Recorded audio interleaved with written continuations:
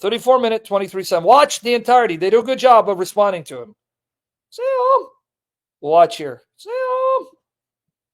To me, it's a piece of a larger case that just strengthens the appearances of Jesus. Let's take a look at another clip. And even if the 500 people did all believe it was Jesus, how many of them were already predisposed to think this? Remember, sometimes groups...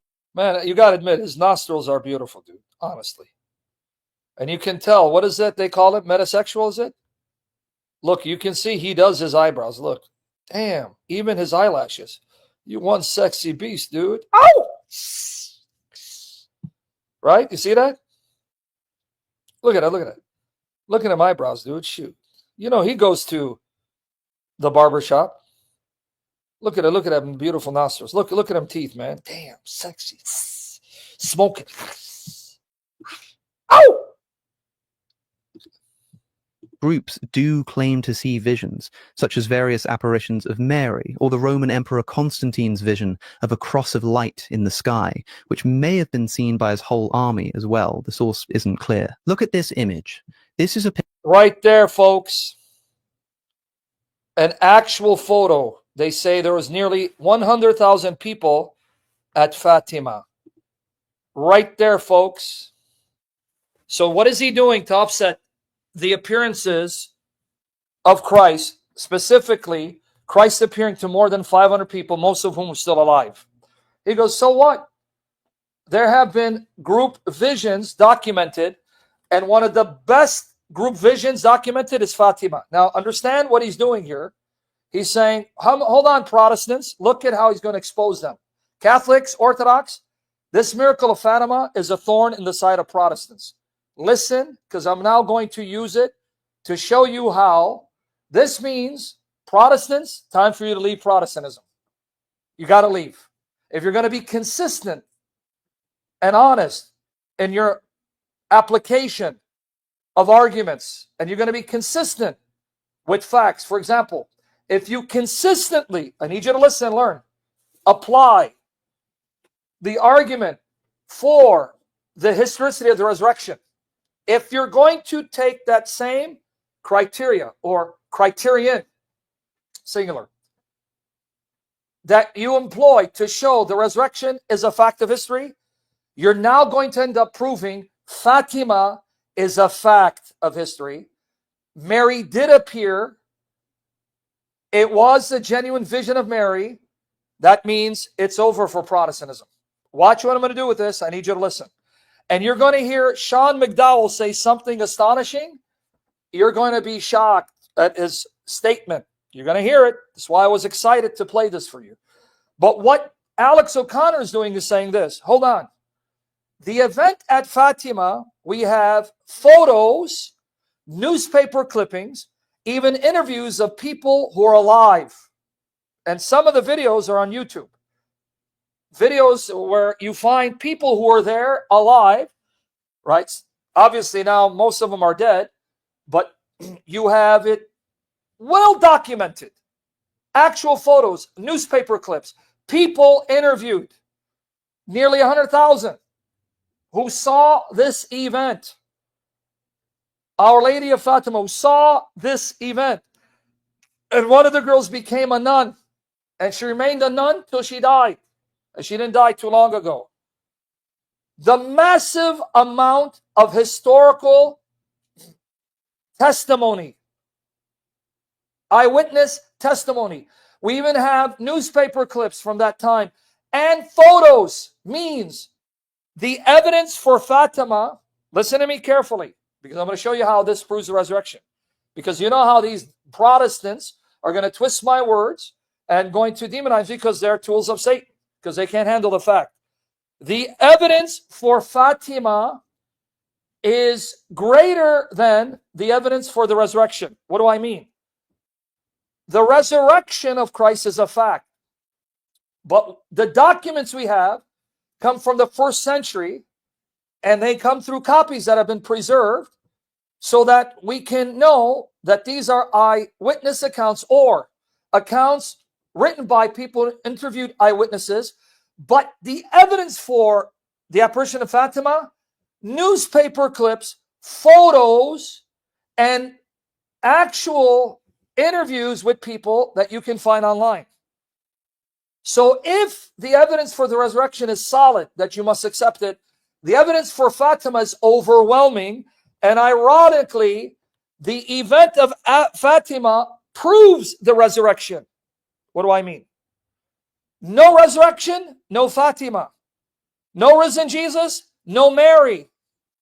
The fact that Mary appears means that Jesus is risen, he's alive. Because if Jesus isn't risen, then Mary would not be appearing to anyone. So ironically, Our Lady of Fatima, Our Lady of Zaytun proves that the historical Jesus rose from the dead, did not remain dead. Isn't that ironic? So since Fatima is an event that has massive, overwhelming support for it, that actually now strengthens resurrection, Mary cannot appear if Jesus isn't alive, but she did appear. Therefore, her son is alive. He is risen. The tomb is empty. See how it works? Now watch what he's trying to do with it, though. Now you're going to see why I don't have much respect for William Lane Craig. I don't. I'm sorry. I'm sorry. Demonize me, if you will. I do not have much respect for this man. Watch how he explains this event away, and he ignores the fact that many, in fact, thousands of people there were atheists, agnostics, and they were not predisposed to believe in a Marian apparition. In fact, they were trying to discredit it. But watch his inconsistency. This is why I don't know why you guys are like amazed at Craig. And sadly, he's now publishing several volumes on philosophical theology to continue to misinform people on what they should believe about the historical Adam, the Trinity, and Christ as God in the flesh. May the Lord protect people from his bad theology. Now watch. So what is Alex trying to do? What's the point of Alex? He's saying, hold on, Protestants. Do you accept Fatima? Look how he's going to set him up.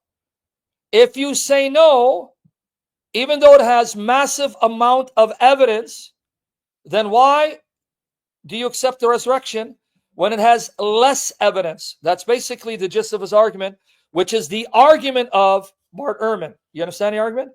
If you can admit nearly 100,000 people could have a group vision that you don't believe is real, it may have been hallucination, then that means you should have no problem in acknowledging that about 500 people had a group hallucination or a group vision, but it doesn't prove that Christ is risen objectively. You see what he's trying to do here? However, if you are a Catholic or Orthodox, you say, amen, brother. Mary appeared. It was no group hallucination, because it's not possible to have a group hallucination. And many of them were not predisposed to seeing Mary because they're atheists and they were hostile. Because Jesus is risen. You ain't refuting anything. You're only refuting your own materialistic, naturalistic worldview, because as an atheist, how do you account for this phenomenon? You can't, except by begging the question, special pleading. Exactly. Now that's what he's trying to show. Look. Picture of a crowd in Fatima, Portugal in 1917. This crowd, many more than 500 in number, were witness to the so-called miracle of the sun. A prophecy by 3 shepherd children said that the Virgin Mary would perform a miracle on the 13th of October, causing this large crowd to gather on that day. And the miracle happened. Testimonies from the members in the crowd were published in the newspaper. They claimed to have seen the sun dancing in the sky, zigzagging around, and even advancing towards the earth, all for 10 minutes. So a large crowd witnessing a prophesied miracle, and we actually know who saw it and precisely what they saw. See? We even have their direct testimony. Does Wes Huff believe in this Catholic miracle? No. Do you? Do you see how he just buried the Protestants? Protestants, it's over for you. It's over for you. Thank you, Alex. You just exposed the inconsistency, duplicity of Protestant theologians and apologists like Craig, because they'll do anything to hold their Protestantism even if it means it will undercut their argument for the resurrection. It's over. Do you catch what he just did? In other words, if you don't understand what he said, the evidence for Fatima is overwhelming. We even know who the people were. We even have interviews of them. We have photos. Whereas when Paul says more than 500 people saw him alive, most are still living, though some have fallen asleep, he doesn't give us their names, and we don't have their testimony. What are you going to do with this, Protestants? He just caught you. Because if you say, no, it didn't happen, then why should I believe the resurrection? If nearly 100,000 people, I'm going to show you Wikipedia, were there, and you deny that, even though we have photos, and we know the people, and we've interviews from them. You want me to now believe what someone says in the first century? He mentions more than 500, doesn't tell us who they are. And that testimony comes through copies that we believe have been accurately preserved, obviously. And you want me to believe in the resurrection on less evidence? See that? See what he did to him? It's over, Protestants. Now I'm going to shock you what Sean McDowell says, and now watch how inconsistent William Lane Craig is. Disgustingly so.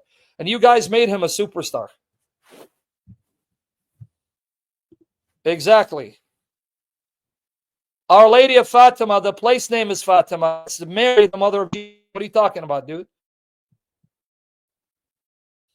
He does. Like Dr. Zeus, right? Now watch.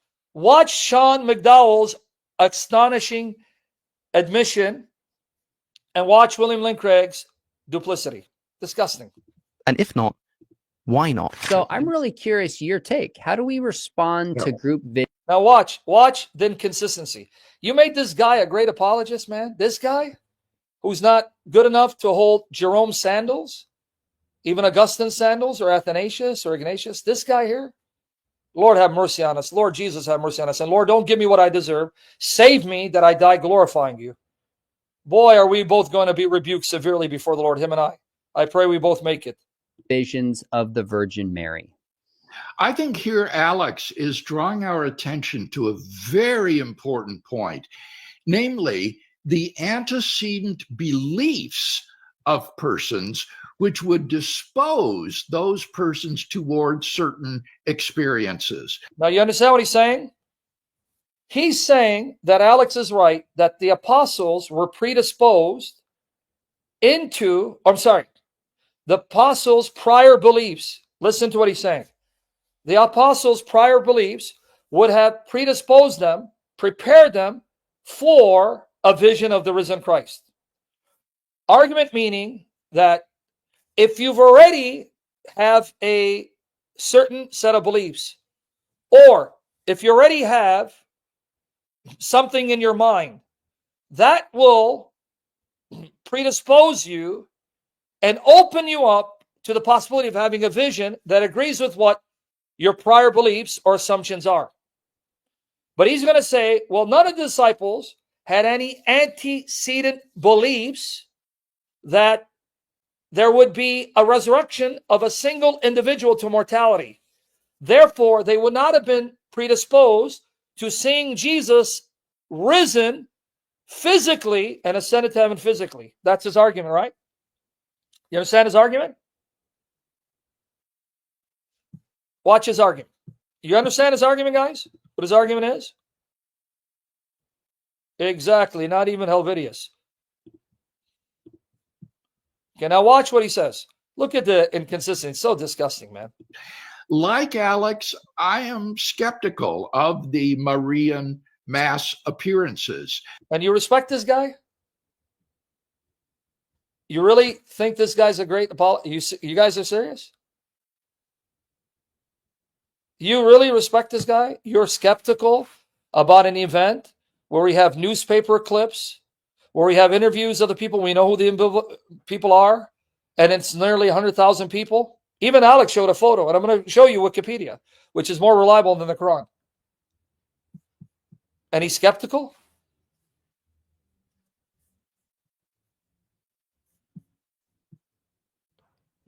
How can I not be angry with this guy and have no respect for him? The person who experiences Marian visions are typically Roman Catholics predisposed toward belief. Say that to the Coptic community and the Muslim community in Our Lady of Zaytun. So according to him, the Muslims were predisposed to have Marian visions and apparitions because they're Roman Catholic. Say that to all the atheists, agnostics that were in the crowd, that were hostile, who don't believe in God, but yeah, they were. Tell me this is not a pathetically stupid, pathetically bad and dishonest argument.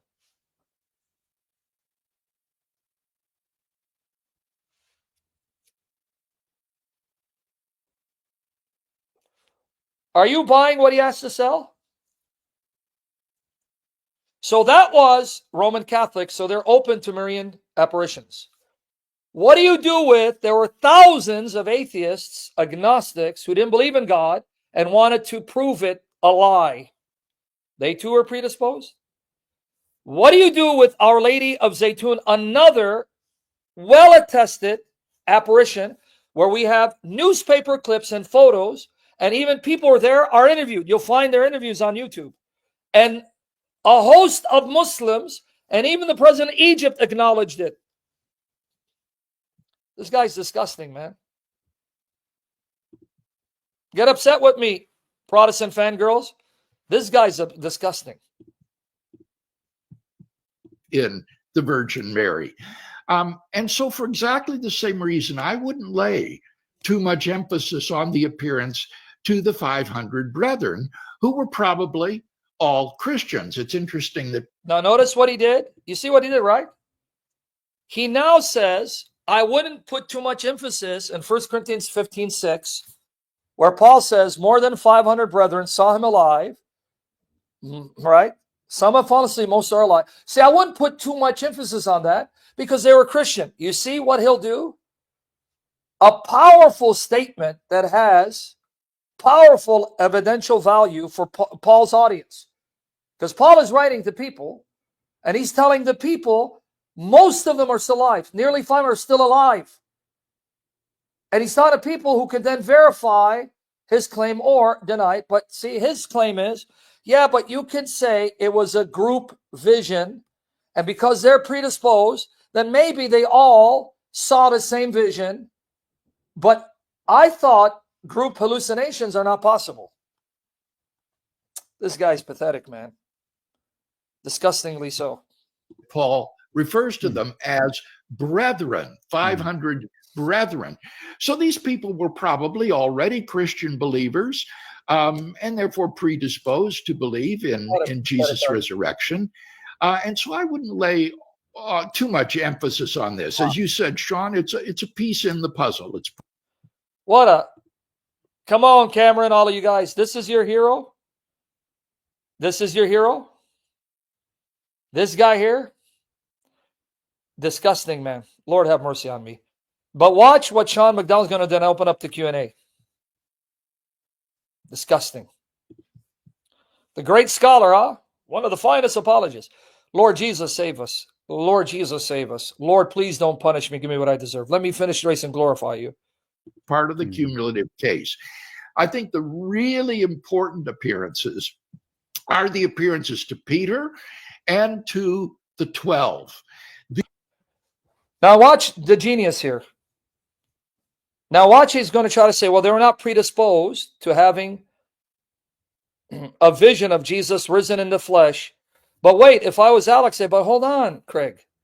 Do you believe that when Jesus prophesied to them that the Son of Man would be killed and on the third day he'd be raised and he'd go ahead of them in Galilee? Didn't that then place the necessary antecedents to prepare them for this experience of Jesus alive? You see the inconsistency? See the inconsistency, right? He wants to say the appearance to Peter and the 12, that's more solid because they didn't have a concept of a dying, rising Messiah, Messiah being raised in the flesh to immortality. They believe in the general resurrection of the dead, but not of a specific individual.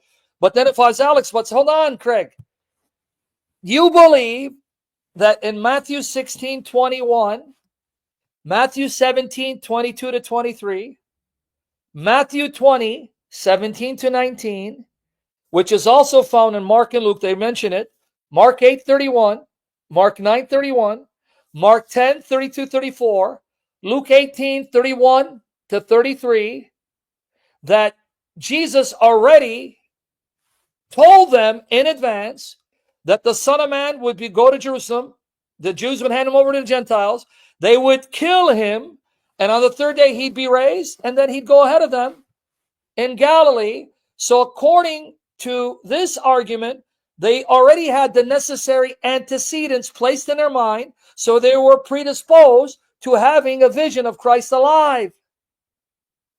Oppa! Oppa! See why this guy's a joke? Yeah, get upset at me. These early appearances were completely contrary to antecedent Jewish beliefs, which the argument is he's appealing to antecedent Jewish beliefs that had no notion of a dying rising Messiah. No, Craig, that's not the argument. And you're supposedly one of the best. The argument is they were told by Jesus face to face. Jesus told them, like Mary told the 3 young children, the boy and the 2 girls, they were told by Jesus, I'm going to be handed over, I'll be killed, but I'll be raised on the 3rd day, and I'll go ahead of you in Galilee. That's all they needed. They didn't need Jewish sources. They didn't need to find the Old Testament. All they needed was to be told by Jesus, to then have the necessary antecedents already embedded in their psyche to prepare them for experience, like the 3 children were told by Mary. You see what a pathetically bad argument? Right? Exactly, I agree with you, brother, but this is the dishonesty of Protestants. If you still stay Protestant hearing these arguments, shame on you. You're not interested in truth.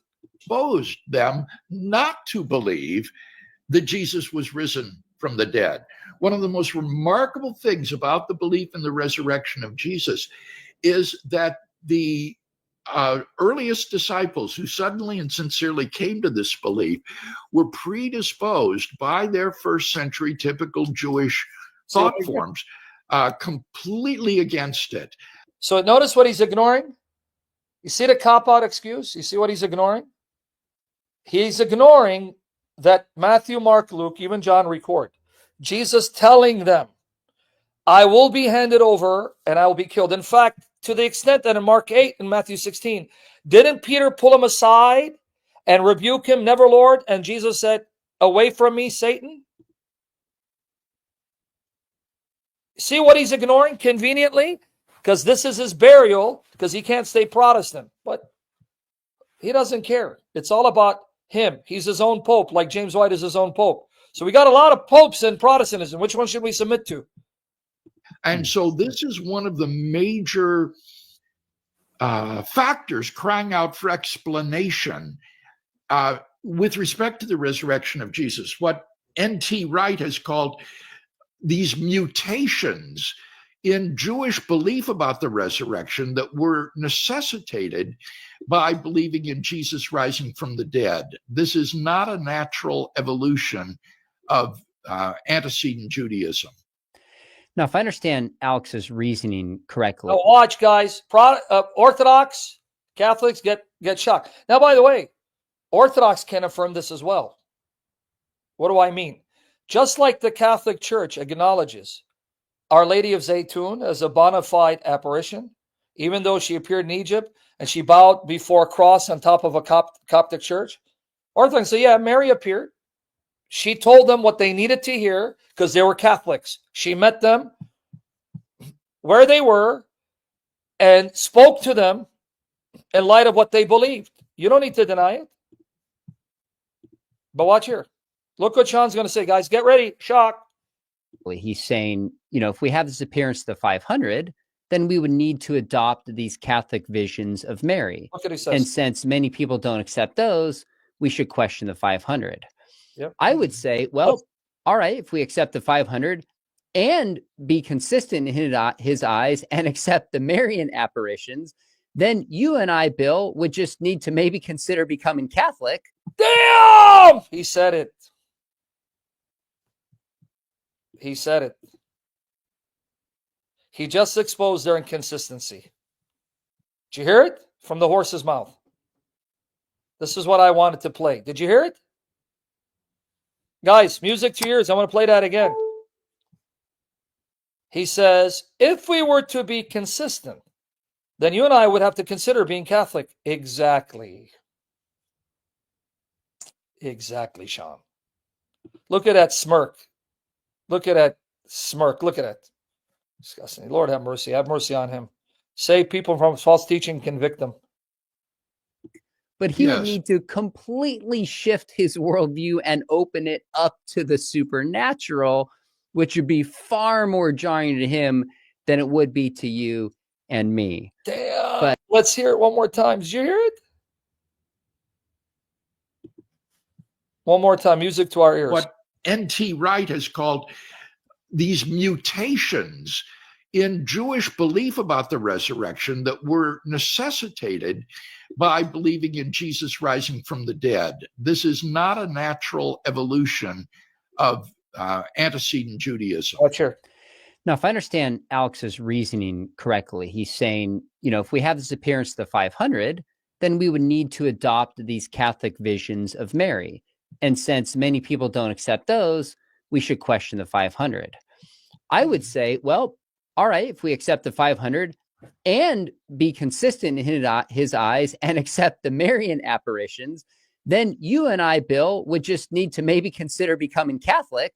But he would need to completely shift his worldview and open it up to the supernatural, which would be far more jarring to him than it would be to you and me. But nonetheless, I think you're absolutely right. The predisposition changes everything. I think it's fascinating. We look at the accounts of the disciples, like Mary sees Jesus, doesn't really understand, like what is going on when they view him. The disciples on Emmaus, even when Jesus is there, they don't understand. So they're predisposed to the opposite. And you and I have to explain the apologetic question. If that really was Jesus, why didn't they believe? Yeah. And so I think that predisposition, when you're told ahead of time, there will be this supernatural event, everybody shows up. So you mean like when Jesus told them ahead of time that the Son of Man is going to Jerusalem and the scribes and Pharisees will hand him over to the Gentiles to be flogged and killed, and on the third day he'll rise again, and he repeated it more than once? That kind of antecedent prophecy before the fact, so that though they were shocked, it was still within their psyche because it was embedded, implanted over the years, so that they could be predisposed to seeing a vision, but at first glance, no, it can't be him. He can't be right. See that? Anyway. But in group, I think we have an adequate explanation for this. You have an adequate explanation if you're consistent and accept Fatima, unlike our buddy over here. Mr. Rogers' neighborhood. Ain't too friendly in your neighborhood, huh? It doesn't apply to the apostles. Yeah. Okay. All right. Now, let's show you Wikipedia, what it says. Now, the major problem. How does Craig account for the fact that there were thousands of people there who were atheist, agnostic, who were there to make fun and scoff at this experience, to then ridicule Catholics who are not predisposed to wanting to see Mary because their worldview taught there is no God, there ain't no Mary? How do you explain that? See, that part he didn't touch on, right? That part he didn't touch on, right? Now, let me show you the Wikipedia page here, the photos and the newspaper. Now, remember, Wikipedia is more reliable than the Quran. Okay? Read it. I'm not going to read all of it to you because they even try to falsify it. Wikipedia try to falsify it, but here's a link for all of you. It's a beautiful day. Can you get ABZ out of here, please? Can you get him out of here? ABZ. You guys on Rumble, block this guy. He's using money to try to get attention. It's a beautiful day in the neighborhood. A beautiful day in the neighborhood. Won't you be mine? Now watch here. Let's go here. Let's enlarge it. And then I'm going to open up Q&A. Okay. Watch. They even provide images. These are the three.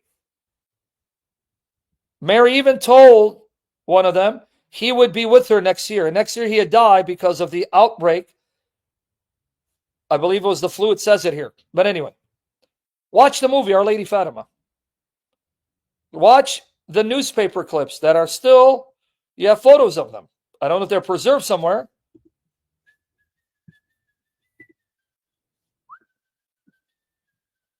You see it? Even Alex O'Connor showed you one. Alex O'Connor. La la la la la la la la la la la la la la la la la la. Yeah, Spanish flu. All right, now I want to read.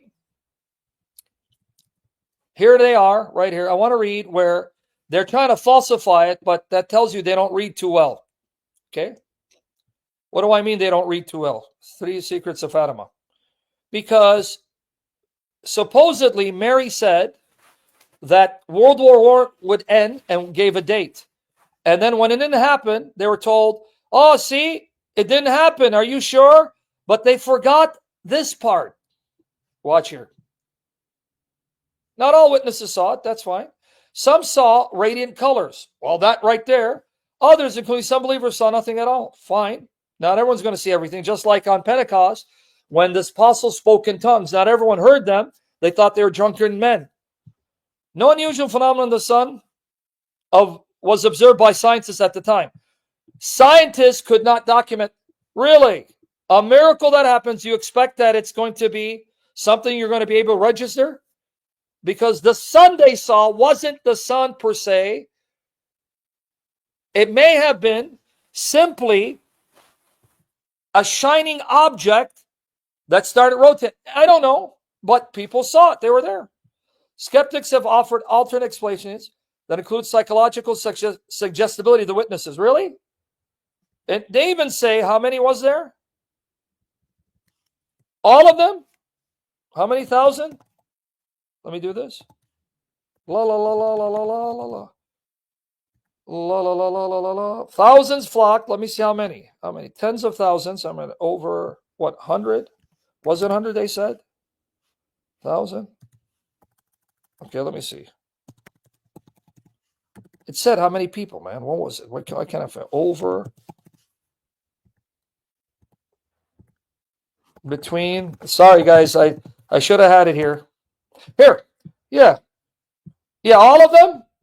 A huge crowd, possibly between 30,000 and 100,000. 30,000, 100,000. All right, now, rosary. Okay, now watch here. 30,000, 100,000, right? The witnesses, so they were all prone. Temporary retinal distortion caused by staring at the intense light of the sun. Yeah. Looking at the sun is going to make you see the sun rotate and dance and over your head. Optical effects caused by natural meteorological phenomena. Now, here's where they're trying to falsify it. Watch here. And I'm going to adjust it and we're going to open up Q&A. All right. In D. Marcini's account, he describes Manuel Formigao, the priest who interviewed the children during the apparitions, as alarmed by a discrepancy between a prophecy. See again, watch. And I knew it. I swear to you, I knew there was no discrepancy because this was conditional. The promise that the war would end had a condition that had to be met. And they gave it. They showed it. I go, see? Watch.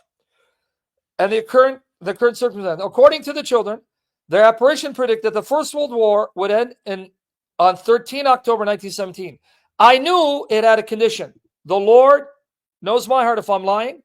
I knew this wasn't unconditional. It would not end if a certain condition wasn't met. And they confirmed I was right, because when I read on, look, I want you to see this. Right? But listen, Lucia, Di Marchi reports Formigao saying, the war is still going on. The papers give news of battles after 13. How do you explain that if Our Lady said the war would end that day? Look, she's being honest. She's not making it up. Lucius replied, I don't know. I only know that I heard her say that the war would end on that day. And I said exactly what Our Lady had said. Now here is the part they forgot. Jacinta, the youngest child, was interrogated separately and said the same. She, Mary, said that we were to say the rosary every day and that the war would end today. That's why it didn't end. World War ended a year later. That's why it didn't end. It had a condition. If all the Catholics were to pray the rosary, it would end. Why didn't they mention that? So let me sum up and open up. We have more evidence, and let me show you some pictures from Fatima, the apparition, which you can just Google. And you can go to YouTube and do search of people interviewed that were alive. When they interviewed, they were still alive. Now here, okay, let me go here. We have more evidence. We have actual photos, newspaper clips, nearly 100,000, over 30,000. Many who were interviewed. So we have more evidence for the apparition of Our Lady of Fatima than for the resurrection. But you know what's the beauty about it? Our Lady of Fatima, Our Lady of Zaytun are simply more proof of the resurrection. What do I mean? I need you to hear me. Our Lady of Fatima, Our Lady of Zaytun are actually more proof of the resurrection. Why? If Jesus remained dead and he's not been raised, there would be no Mary appearing to anyone.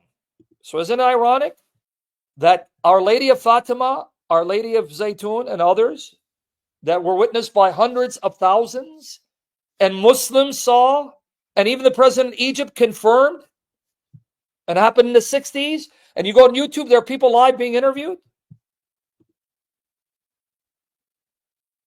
There would be no apparition at Fatima.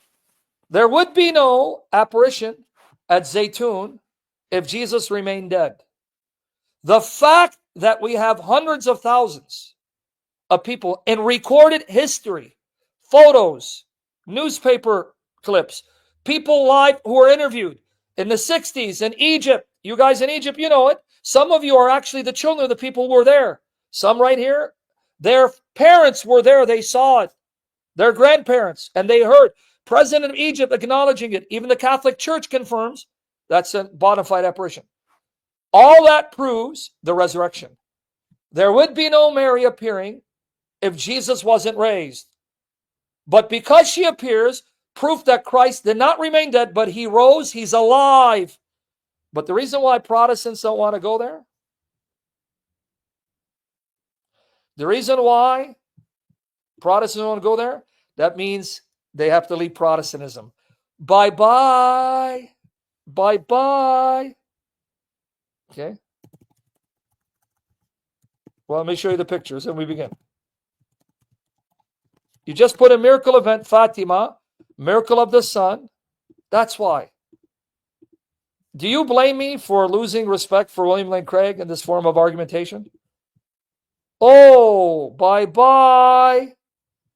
Bye-bye. There it is. Bye-bye. The photos. Bye-bye. Clips. And recorded history. Bye-bye. Bye-bye, Protestantism. Bye-bye, Protestantism. Bye-bye. Bye-bye, Protestantism. You're either going to have to be inconsistent, dishonest, or you're going to have to be honest and say, Holy Spirit, guide me to these ancient churches, and that's your journey. Bye-bye, bye, like we say in the Syrian song, bye-bye, bye-bye, bye-bye, bye-bye, bye-bye, bye-bye, bye-bye, bye-bye. I don't think Orthodox would affirm Fatima, but nonetheless, what did I say? The Orthodox should have no problem with this being a miracle, because what they can say, thank you, Kevin, brother. He just sent me this link. I'm going to show it to you. What they can say, here it is. Thank you, bro. they can say, yes, Mary did appear, and Mary told them what they needed to hear because she was appearing to Catholics. Right? So this brother just sent me this. Thank you, brother. Thank you, William Lane Craig. You just exposed yourself. Thank you, Sean McDowell. Guys, Catholics, clip what Sean McDowell did. Clip what he said. If we were to be consistent, believing the evidence for the resurrection, and we apply the same method for the apparition of Fatima, that means Craig and I would have to consider being Catholic. Yes, yes, yes, yes. Bye-bye.